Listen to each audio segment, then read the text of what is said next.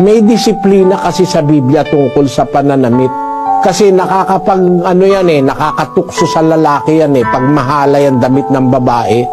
Kaya ang lalaki nangangalo niya tuloy kahit sa mata lang. Ang utos kasi sa Bagong Tipan sa 2:9 ganito. Gayon din naman na ang mga babae ay magsigayak ng mahinhing damit na may katintiman at hinahon.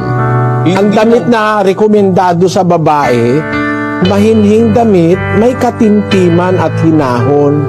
Hindi naman kasi matintiman yung magdadamit ka ng magpapantalong ka, hapit na hapit, markang-marka yung puwit mo, pati panty, nakamarka kung minsan Pag nakita ng lalaki, hindi mahinhin yun, nakakaisip ang lalaki ng masama Pero kung halimbawa, slacks na hindi naman mahalay, okay lang. Hindi naman mahalay yan.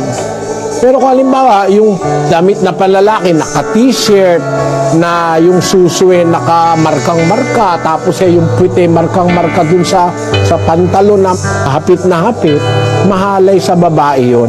May disiplina kasi sa Biblia tungkol sa pananamit.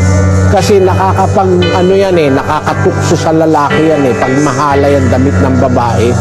Kaya ang lalaki nangangalo niya tuloy kahit sa mata lang.